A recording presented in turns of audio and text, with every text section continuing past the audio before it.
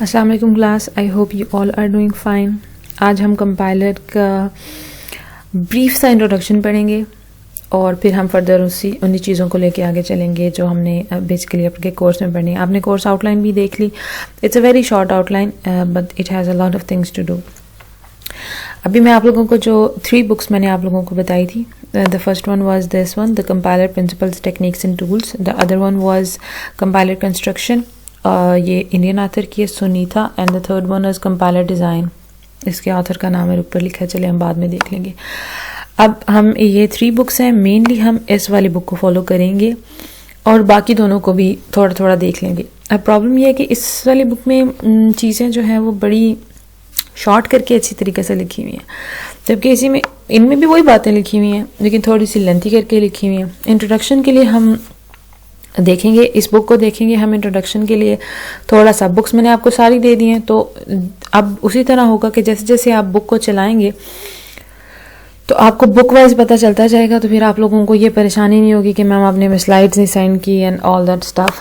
तो ये आपके लिए थोड़ी सी आसानी हो जाएगी। तो अभी हम वहीं से स्टार्ट करेंगे। अभी हम सबसे पहले अपना फर्स्ट चैप्टर देख लेते हैं। हाँ जी, यहाँ से अब हम स्टार्ट करेंगे with a very brief introduction.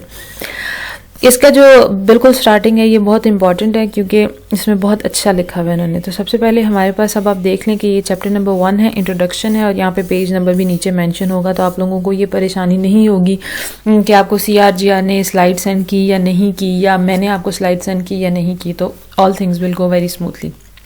So first of all, what they are saying is that the programming languages are notations for describing computations to people and machines. अब हम programming languages से ही हर काम कर रहे हैं, आपको ये understandable बात है। So as a word we know, it depends on programming languages because all the software running on the computer was written in some programming languages. Now we are living in the age of computer science, so that is why we have softwares all around us. Minor softwares, major softwares, very complex softwares, very simple softwares. But software बने किस तरह? Programming languages से। तो अगर they are made out of programming languages, तो computer कैसे accept करता है उनकी इंस्ट्रक्शंस को? So before a program can run, it first must be translated into a form in which it can be executed by a computer. The software system that do this translation और called compilers. ठीक है, तो हमें पता चला कि जो इस ट्रांसलेशन को परफॉर्म करेंगे उनको हम कहेंगे कंपाइलर्स। अब हमें करनी है, this book is about how to implement compiler. We shall discuss and cover that few basic ideas. ठीक है जी, ये सारी बातें उन्होंने लिखी हुई, हम इस चीज़ को यानी ये सब बताया हुआ उन्होंने कि इस बुक में हम क्या स्टडी करेंगे। So I am just leaving it behind कि आप इसे खुद देख लेंगे। आगे इन्होंने लिखा हुआ है कि लैंग्वेज प्रोसेसिंग है क्या। We simply stated a compiler is a program that can read a program in one language, the source language. जिसमें हम अपना प्रोग्राम लिखते हैं वो सोर्स लैंग्वेज होता है, यानी मैंने एक अपना प्रोग्राम लिखा C लैंग्वेज में, तो C is a source language, and translate into an equivalent program in another language, the target language. अब कंप्यूटर जो जुबान समझता है, let's say that is a binary language, तो वो है टारगेटेड लैंग्वेज। मैंने जिसमें लिखा वो मुझे समझ आती है, that is a source language, और जिसमें कंप्यूटर को समझ आती है दैट इज टारगेट लैंग्वेज। तो ये हमारा कंप्यूटर अंडरस्टैंड करता है और ये हम अंडरस्टैंड करते हैं। तो the important role of the compiler is to report any errors. अब ये हमारे पास एरर्स भी जो है वो रिपोर्ट करता है कंपाइलर, अगर कोई भी हो, in the source program that it detects during the translation process. आपने देखा होगा, अगर अभी तक आपने कोई कोडिंग की है तो जब आप कोड लिखते हैं और आप उसमें कोई कॉमा मिस कर देते हैं या कुछ भी मिस कर देते हैं, तो आपका कंपाइलर जो है जब आप रन करते हैं अपने कोड को, ये तो एक कॉमन प्रैक्टिस है ना, आप जब भी आपने कंपाइलर डाउनलोड किए होते हैं या जिसे आप IDE कहते हैं, इंटीग्रेटेड डेवलपमेंट एनवायरनमेंट, हर एक जो भी आप करते हैं कोडिंग करते हैं, अगर आपने अभी तक किया, मेरा ख्याल ऑब्जेक्ट ओरिएंटेड प्रोग्रामिंग आपने पढ़ी है तो उसमें आपने की होगी, तो आपका कंपाइलर जब आप उसे रन करते हैं तो आपके नीचे मैसेजेस आ जाते हैं एरर्स के। तो ये कंपाइलर का काम है कि वो एरर की डिटेक्शन करता है। उसके बाद हमारे पास आगे ये देखें जी, ये हमारे पास है कंपाइलर की एक बड़ी प्लेन सी तस्वीर कि ये जी आपका सोर्स प्रोग्राम, ये आपका कंपाइलर और ये आपका टारगेटेड प्रोग्राम आ गया। सोर्स प्रोग्राम आप कंपाइलर को देते हैं, टारगेट प्रोग्राम मिलता है, ये टारगेट प्रोग्राम जाता है कंप्यूटर में, कंप्यूटर इसको फिर उसके मुताबिक चलाता है जो आपने करना होता है। ठीक हो गया। So if the target program is an executable machine language program, it can be called by the user to process inputs and produce outputs. अब जब टारगेट प्रोग्राम आ गया, अब टारगेट प्रोग्राम जो है वो भी तो कोई काम करता होगा ना। फॉर एग्जाम्पल लेट्स से मैंने एक कैलकुलेटर बना लिया, ठीक है। अब कैलकुलेटर का मैंने कोड लिखा, मैंने कंपाइलर को वो कोड दिया, कंपाइलर ने उसको कंपाइल करके कैलकुलेटर बना दिया। अब कैलकुलेटर मेरे स्क्रीन के ऊपर आया हुआ है, तो अब वो कैलकुलेटर टारगेट प्रोग्राम है, उसको मैं कुछ नंबर्स देती हूँ और वो ऐड करके मुझे कुछ आउटपुट देता है। तो ये अब हमारा जो एग्जीक्यूटेबल मशीन लैंग्वेज प्रोग्राम है, यानी जो आपका प्रोग्राम है टारगेट वो भी एग्जीक्यूटेबल है, उसे आपको इनपुट देते हैं और वो आपको कोई आउटपुट देते हैं। So I hope I am making my point clear. ठीक हो गया।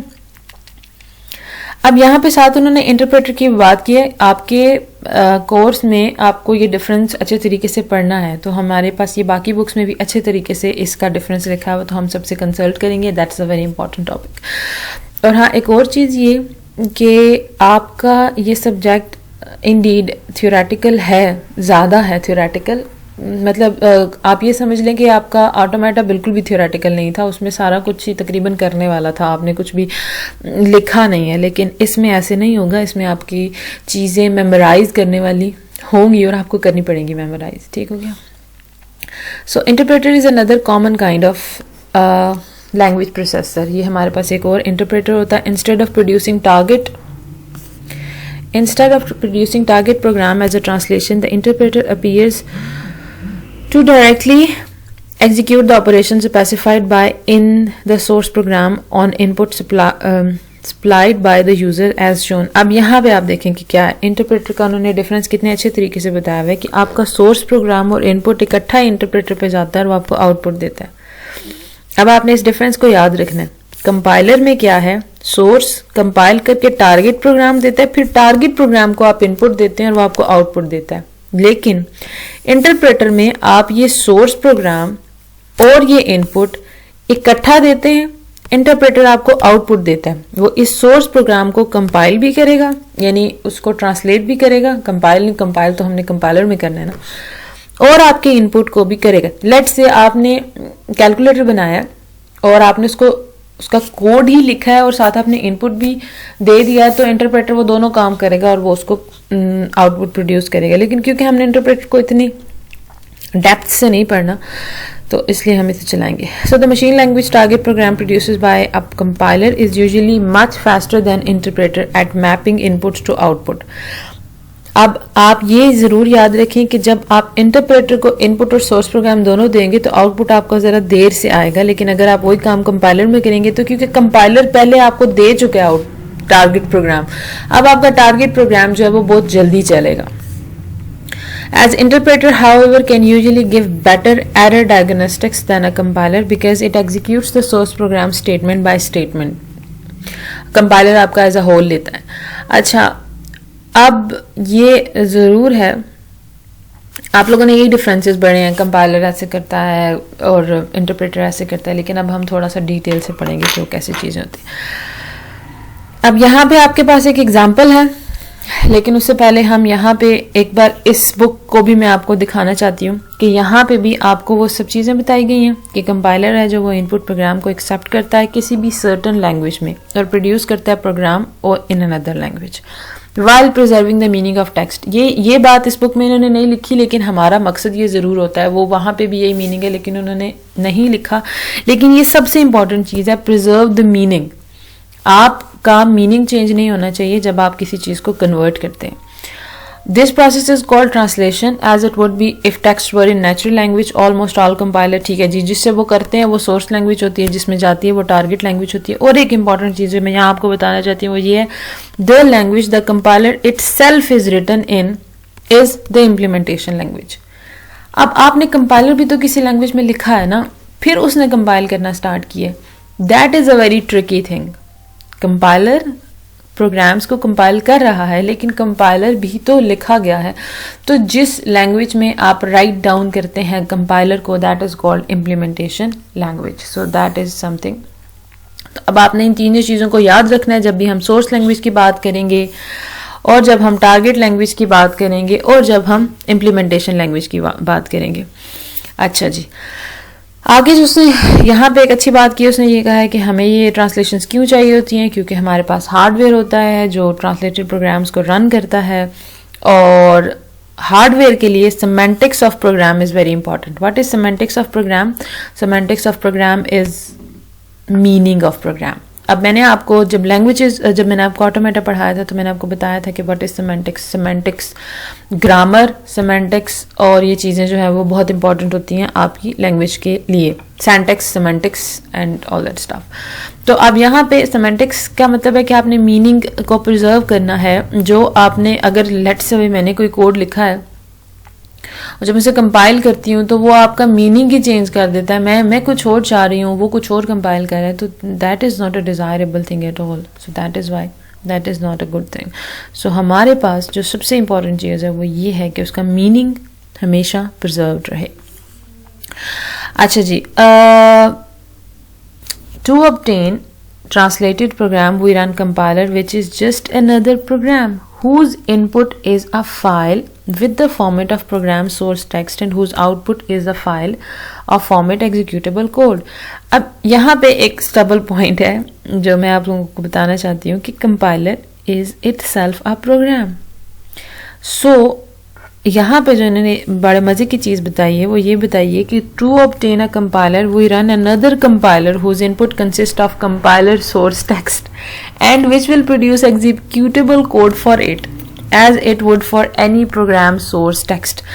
कंपाइलर जब आपने ऑब्टेन किया तो बेसिकली आपने कंपाइलर का कोड लिखा और वो किसी और कंपाइलर में चला और फिर उसने एक कंपाइलर बनाया। ठीक है, डोंट गेट कंफ्यूज। अब यहां पे होता ही है कि जो मैं एक टर्म आपको समझाना चाहती हूँ वो है boot strapping. This process of compiling and running a compiler is depicted in figure 1.1। ये देखें जी, यहां पे हमने कंपाइलर का सोर्स टेक्स्ट दिया, उसको कंपाइल किया गया और एक कंपाइलर बन गया। ठीक हो गया। अब यहां पे लिखा हुआ है when the source language is also the implementation language and the source text to be compiled is usually a new version of compiler itself, the process is called bootstrapping। इसको हम अभी दूसरी वाली बुक में भी पढ़ेंगे, लेकिन आपको बूटस्ट्रैपिंग के कॉन्सेप्ट को अच्छी तरीके से समझ लेना है कि क्या है ये, हम इस टर्म को क्या कह रहे हैं। कंपाइलर का आपने सोर्स कोड दिया, वो कंपाइल हुआ और एग्जीक्यूटेबल कंपाइलर बना। अब कंपाइलर बन गया, ये देखें यहां से कंपाइलर बन गया। अब इस कंपाइलर को हम कोई भी प्रोग्राम देते हैं, it's not compiler like anything, any source text, कुछ भी है, वो कंपाइल होता है और वो कंपाइलर हमारे पास एग्जीक्यूटेबल प्रोग्राम्स बनाता है। और वो एग्जीक्यूटेबल प्रोग्राम जो है, ये प्रोग्राम जो इसने बनाया, उसको हम कोई इनपुट देते हैं और वो हमें कोई आउटपुट देता है। तो ये एक पूरा आपके पास सिस्टम चल रहा है। So you have to understand this diagram very nicely. अब आई होप कि आपको समझ भी आ गई होगी कि इसमें हम करना क्या चाह रहे हैं।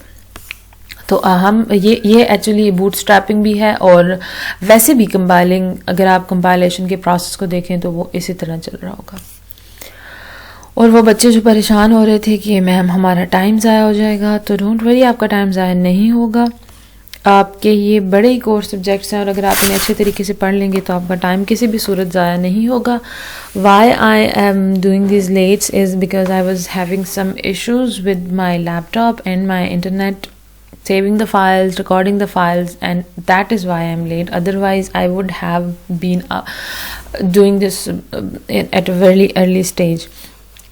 So don't worry, such kind of things happen sometimes even when we are coming regularly in the university and we face some issues, so we do not come and we go in the leaves and then we cover up the syllabus very quickly. So it's my responsibility that I have to teach you, so I will find out some way to do it in a better way, so don't worry.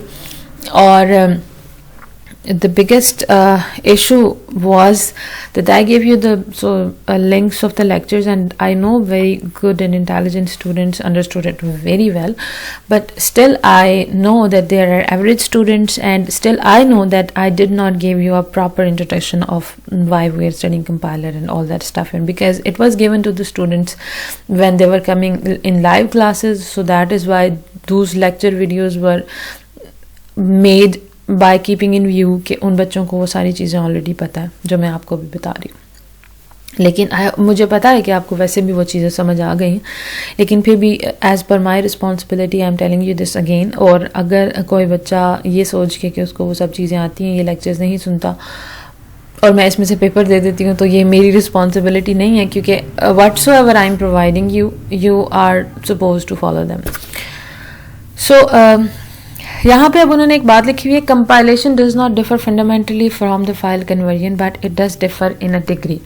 Actually हम file conversion कर रहे हैं, एक file को दूसरी file में convert कर रहे हैं। यहाँ पे कन्वर्जन उन्होंने लिखी हुई है, जैसे आप इस फाइल को इसमें कन्वर्ट करते हैं, इसको इसमें, यानी कि आप जैसे इमेज के डिफरेंट फॉर्मेट्स हैं उनको आप चेंज करते हैं एक फाइल को दूसरी फाइल में, या फिर आप ऑडियो फाइल्स को चेंज करते हैं। तो यहाँ पे वो कह रहे हैं कि यहाँ पे डिग्री मैटर कर रही है। वो डिग्री किस तरह मैटर कर रही है कि आपने उसका मीनिंग प्रिजर्व करना है।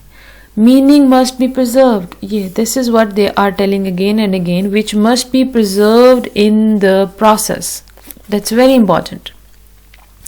सो इसके लिए हमें क्या करना है कि हमारे कंपाइलर के लिए बहुत बहुत बहुत ज़रूरी चीज़ ये है कि उसका मीनिंग हमेशा प्रिजर्व्ड रहे। तो अच्छा, मैं थोड़ी सी चीज़ ऐसे दरमियान में स्किप कर जाती हूँ, लेकिन आप अच्छी बात ये होगी कि आप इसको पढ़ लें। और मैंने आप लोगों को बुक्स प्रोवाइड कर दी हैं, और ये जो लास्ट वन वाली बुक है ये भी मैं आप लोगों को सेंड कर दूँगी। The input in the language and consequently has a structure which is described in the language reference manual. The input in a language and consequently has a structure. Input हमेशा किसी लैंग्वेज में होता है और उस language का कोई ना कोई स्ट्रक्चर होता है, और वो स्ट्रक्चर लैंग्वेज रेफरेंस मैनुअल में हमारे पास गिवन होता है। Compiler can work it's magic because of two factors. यानी कंपाइलर क्यों सही काम कर रहा है, क्योंकि आप जिस भी लैंग्वेज के लिए कंपाइलर बना रहे हैं, वो लैंग्वेज किसी बंदे ने बनाई तो उसने उसके सारे रूल्स लिखे हैं, तो आपको पता है कि क्या रूल्स हैं, क्या रेगुलेशंस हैं, क्या स्ट्रक्चर है, क्या सिंटैक्स है। Fine. The semantics of the input is described in terms of and is attached to the same structure। तो उसका मीनिंग जो है वो एग्जैक्टली लैंग्वेज के in terms of language and उसके स्ट्रक्चर पे ही बेस कर रहे हैं। देखें, सेंटेंसेस इधर ज़रा मुश्किल करके लिखे हैं, अगर आपको समझ ना आए तो मैं आपको सिर्फ इस तरह बताऊंगी कि जैसे अगर मैं अभी कुछ भी जो सेंटेंस बोल रही हूँ इसका मीनिंग आपको क्यों समझ आ रहा है, क्योंकि आपको दोनों लैंग्वेजेस इंग्लिश और उर्दू आती हैं और आपको उनका स्ट्रक्चर का पता है, और आपको पता है कि कहाँ पे मैंने कौन सा वर्ड यूज़ करना है। और इवन मैं अगर उनको मिला के भी बोल रही हूँ तो still you are understanding them. Why? Because you know the structure of the two languages. That is the point. तो आपको पता है कि अगर if someone is speaking English, so आपको पता है कि भाई यहाँ ये कब पास्ट में बात कर रहे हैं, कब फ्यूचर में बात कर रहे हैं। उर्दू है तो आपको पता है, तो इसलिए क्योंकि आपको स्ट्रक्चर पता है तो आप उसका मीनिंग समझ लेते हैं, और जब आप मीनिंग समझ लेते हैं तो फिर आप उसे प्रिजर्व भी कर सकते हैं। ये इसी तरह जैसे हम लोग इंग्लिश की ट्रांसलेशन करते हैं उर्दू में, या उर्दू की ट्रांसलेशन करते हैं इंग्लिश में, तो हम उसका मीनिंग तो चेंज नहीं करते ना। So that is what we are doing right now in a compilation process. So the factors enable the compiler to understand the program and to collect its semantics in a semantic representation. The same two factors exist with respect to the target language. अब source language की भी semantic आपको structure पता होता है, target का भी पता होता है, तो ये सारा कुछ आपका चल जाता है। आगे हम इसको नहीं देखेंगे, ये सेम चीज़ें हैं। अच्छा, आप जिस भी बुक से या आप इंटरनेट से भी कंसल्ट करेंगे तो you get almost the same things. अच्छा, और किसी ने इस तरह बनाया होगा डायग्राम, किसी ने दूसरी तरह बनाई होगी diagram, but actually what is done is same, almost the same, they are doing the same thing. बस अब आपने अच्छा, यहाँ पे अब एक चीज़ जो है इसको भी मैं यहाँ पे मैं आपको इंटरप्रेटर का समझाना चाहती हूँ, जो कि इन्होंने इस बुक में भी बहुत अच्छे तरीके से लिखा है, मैंने उसे हाईलाइट भी किया हुआ है कि आपके पास ये सोर्स टेक्स्ट है, ये पूरा कंपाइलर है, ये जो हमने देखा है ये ये ये कंपाइलर है आपके पास, इसका फ्रंट एंड है, बैक एंड है, ये सिमेंटिक है जिसे आप प्रिजर्व करें और एग्जीक्यूटेबल कोड आपने बना दिया। फ्रंट एंड को एनालिसिस और बैक एंड को सिंथेसिस कहते हैं। हम आगे भी ये चीज़ें पढ़ेंगे, एग्जीक्यूटेबल कोड बन गया। अब यहाँ पे वो आपको बता रहे हैं कि अगर आपको सोर्स टेक्स्ट हो, फ्रंट एंड हो, सिमेंटिक के बाद आप बैक एंड को छोड़ के डायरेक्ट एग्जीक्यूटेबल कोड बना लें, तो आपके पास बन जाता है interpreter. The part of compiler that performs analysis of source language, इसे फ्रंट एंड कहते हैं। जो सिंथेसिस करता है, एनालिसिस करना और सिंथेसिस करना आर डिफरेंट थिंग्स। आप एनालाइज करते हैं सोर्स लैंग्वेज को तो आपका फ्रंट एंड है, फिर आप सिंथेसिस करते हैं अपनी टारगेट लैंग्वेज का तो दैट इज बैक एंड। फिर क्या है, अगर कंपाइलर, यहाँ पे एक बड़ी इंपॉर्टेंट बात है जो हम सारा टाइम डिस्कस शायद करेंगे लेकिन हम उसे उस तरह इम्प्लीमेंट नहीं कर सकते कि अगर कंपाइलर बड़ा क्लीन हो तो उसका बैक एंड और फ्रंट एंड इंटायरली एक दूसरे से इंडिफरेंट होते हैं, उन्हें एक दूसरे का बिल्कुल पता नहीं होता कि बैक एंड को नहीं पता फ्रंट एंड पे क्या हो रहा है, फ्रंट एंड को नहीं पता बैक एंड पे क्या हो रहा है। लेकिन प्रैक्टिकली ये पॉसिबल नहीं है। In practice even best structured compilers compromise करते हैं, उनके बैक एंड और फ्रंट एंड इतने अलहदा नहीं होते। कहा यह जाता है कि आप क्लीन एंड कंपाइलर बनाएं और वो बिल्कुल डिफरेंट होना चाहिए, बट दैट्स नॉट पॉसिबल। अब यहाँ पे जो इंटरप्रेटर की बात काफ़ी अच्छे तरीके से लिखी है, वो उन्होंने लिखा है कि हमें ये जो डिस्क्रिप्शन है ये हमें सजेस्ट करती है कि कोई और मोड ऑफ ऑपरेशन भी तो हो सकता है for compiler, like if all required input data, okay this is always happen when I do.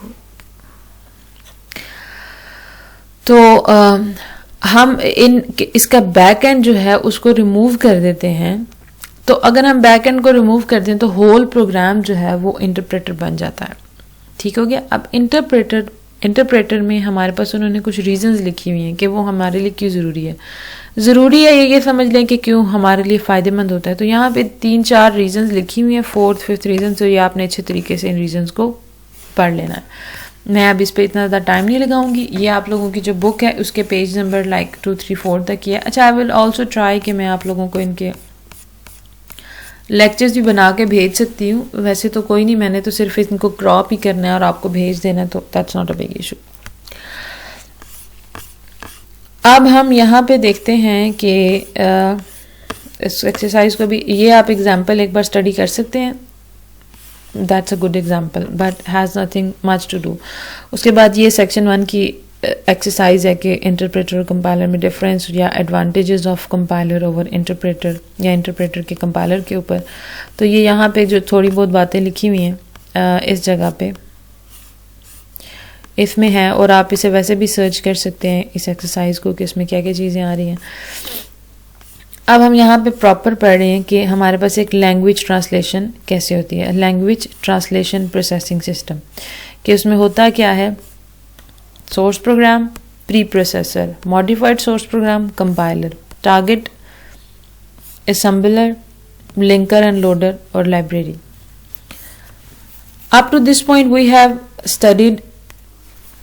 हाँ जी, यहाँ पे से हमने पढ़ना ये, in addition to compiler several other programs, यानी यहाँ से अब हम पढ़ेंगे कि हमारे पास ये जो मैंने आगे आपको डायग्राम दिखाई, ये वाली डायग्राम, इसकी सारी जो इंट्रोडक्शन है वो यहाँ पे लिखा हुआ है। तो ये आपको सिंपली बता रहे हैं कि जब हम ये कहते हैं ना कि प्रोग्राम गया कंपाइलर में कंपाइल हो गया, इट्स नॉट लाइक दैट। अच्छा, अब आप ये चीज़ें समझेंगे तो आप इनके स्टेप्स को भी डिटेल से समझ सकेंगे कि बेसिकली स्टेप्स कैसे चल रहे हैं और वो क्यों चल रहे हैं।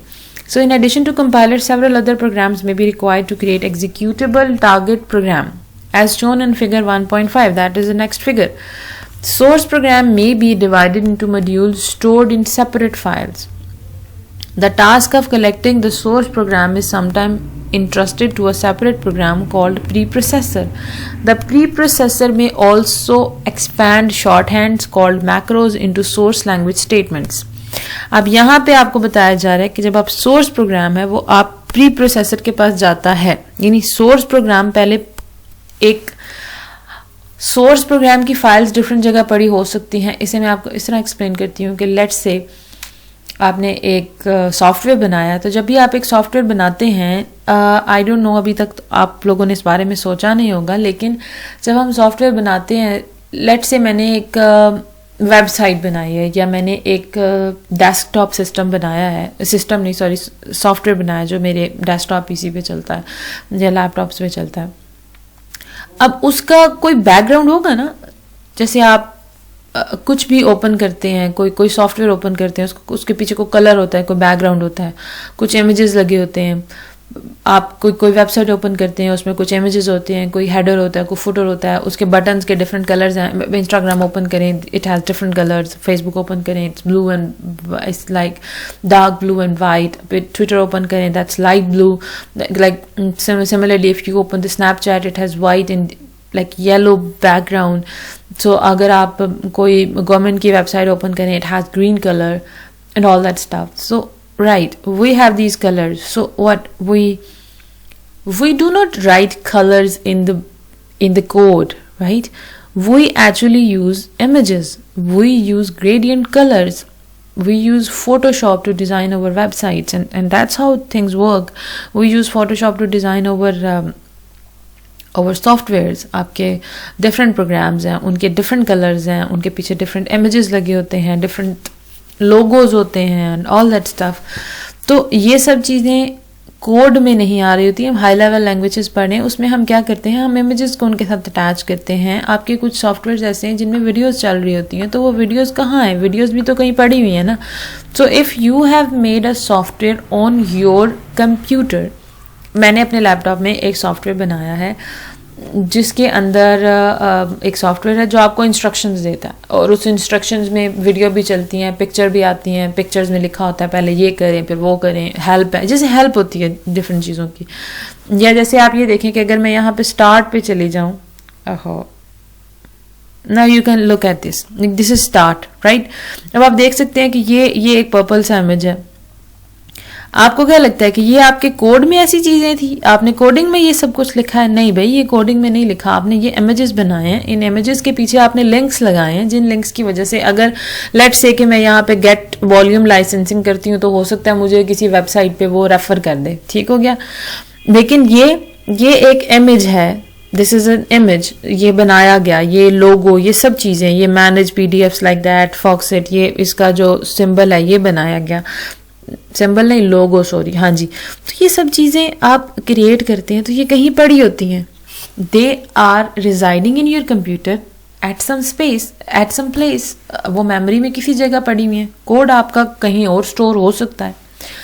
तो आप यहाँ पे क्या बताया जा रहा है कि प्री प्रोसेसर क्या करता है कि आपकी वो फाइल्स को इकट्ठा करता है और उसको इकट्ठा करके फिर कंपाइलर को देता है। तो ये प्री प्रोसेसर का काम है। अब फिर से हम ऊपर जाते हैं, मैं आपको बताती हूँ कि the task of collecting source program is sometimes entrusted to separate program called preprocessor, ठीक है, divided into modules stored in separate files। आपका प्रोग्राम हमेशा, अब आपने आज तक हो सकता है कि बहुत थोड़े छोटे लेवल पे कोडिंग की हो, और आपने उस छोटे लेवल पे कोडिंग की है तो आपको लगे कि भाई हम तो कोडिंग की एक कोड की फाइल बनाते हैं, तो मैम उसमें प्री प्रोसेसर का क्या काम है। तो भाई आपने कोडिंग अभी इस लेवल पे की है ना। जब आप बनाएंगे कोई बड़ा सॉफ्टवेयर बनाएंगे, थोड़ा सा भी बड़ा बनाएंगे, तो उसके लिए आपको चीज़ें स्टोर करनी पड़ेंगी। तो हाँ, आपकी नज़र में तो वो एक ही फोल्डर में स्टोर्ड है, लेकिन कंप्यूटर ने उसे मेमोरी में कहाँ रखा हुआ है, so you don't know about that. So that is why when we say about preprocessor, आप सोर्स प्रोग्राम देते हैं तो पहले प्री प्रोसेसर उसकी सारी चीज़ों को इकट्ठा करता है और उसके बाद वो कंपाइलर को देता है। The modified source program is then fed to a compiler. The compiler may produce an assembly language program as an output because assembly language is easier to produce as output and is easier to debug. The assembly language is then processed by a program called assembler that produces relocatable machine code as its output. अब क्या है, आपने compiler को दिया, compiler ने compile करके assembly code बनाया, assembly code जो है वो रिलोकेटेबल मशीन कोड उसको बना लेगा और आसानी से हम आगे काम करेंगे। Large programs are often compiled in pieces, so the relocatable machine code may have to be linked together with other relocatable object files and the library files into the code that actually run on the machine. The linker resolves external memory address where the code in the one file may refer to a location in another file. The loader then puts together all the executable object files into memory for execution. अब आप यहाँ पे देखें क्या हो रहा है. Compile होके आपका टारगेट असेंबली प्रोग्राम बना, असेंबली प्रोग्राम असेंबलर के पास गया तो आपके पास रिलोकेटेबल मशीन कोड बन गया. अब इस मशीन कोड को लिंकर और लोडर क्या करता है, लिंकर जो है वो कोई एक्सटर्नल, जैसे अभी मैंने आपको ये ओपन करके बताया, यहाँ पे हो सकता है इसके पीछे लिंक लगाओ और वो लिंक किसी और चीज का हो, तो लिंकर क्या करेगा, मेरे उन लिंक्स को मैनेज करेगा, लाइब्रेरी फाइल्स को मैनेज करेगा और सब चीजें मैनेज करेगा. और लोडर जो है वो अगर उसके आपका प्रोग्राम जो है वो पीसीज में एग्जीक्यूट हुआ है, that is a very technical thing, you might find it very depressing, लेकिन आप इसी तरह ये चीज़ें चलती हैं. तो वो उन एग्जीक्यूटेबल पार्ट्स को इकट्ठा करेगा और फिर उनको चलाएगा. So that is the structure of simply हमारे पास ये चलता है.